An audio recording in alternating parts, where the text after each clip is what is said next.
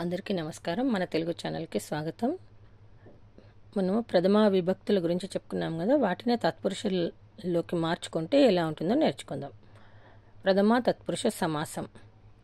డుములు ప్రథమ విభక్తి పూర్వపదంలో కూడా ఉండి, పరపదంలో అంటే ఉత్తర పదంలో కూడా ఉండి ఉత్తర ప్రాధాన్యం కలిగి ఉంటుంది. అంటే రెండవ పదం కూడా ప్రాధాన్యం కలిగి ఉంటుంది.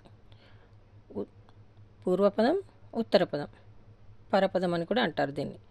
గమనిక, ఇందులో పూర్వ మరియు పర అంటే ఉత్తర పదాలు రెండూ కూడా ప్రథమ విభక్తికి చెందుతాయి. అది ఎలాగో చూద్దాం. మధ్యాహ్నం. అహ్నం యొక్క మధ్య భాగం. ఇక్కడ కూడా సున్నాలాగా మూలాగా పలుకుతుంది సున్నా. చూడండి, మధ్యాహ్నం అంటే అహ్నము యొక్క మధ్య భాగం. పూర్వకాయం, కాయం యొక్క పూర్వ భాగం. అర్ధరాజ్యం, రాజ్యం యొక్క అర్ధం. నడిరేయి, రేయి యొక్క నడిమి భాగం. ఇది ప్రథమ తత్పురుషకు సంబంధించిన పదాలు. మధ్యాహ్నం అంటే ఏంటిది? అహ్నము యొక్క మధ్య భాగం, మూ వచ్చింది. పూర్వకాయం, కాయం యొక్క పూర్వ భాగం. అర్ధరాజ్యం అంటే రాజ్యము యొక్క అర్ధభాగం. నడిరేయి అంటే రేయి యొక్క నడిమి భాగం.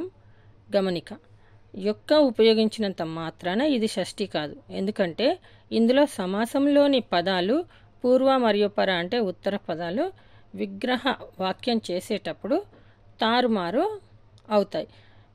దీంట్లో తారుమారు అవుతాయి. కాయం యొక్క పూర్వభాగం, పూర్వకాయం అంటే చూడండి కాయం యొక్క పూర్వభాగం, ఇలా తారుమారు అవుతాయి. దేంట్లో ప్రథమ తత్పురుషలో యొక్క వస్తుంది. అయితే షష్ఠి తత్పురుషలో అలా రావు.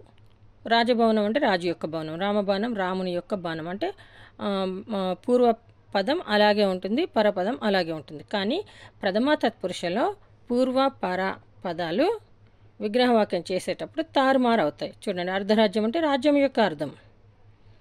నడిరేయి అంటే రేయి యొక్క నడిమి, రేయి ఇటు వచ్చింది, నడి ఇటు వచ్చింది, నడిమి భాగం.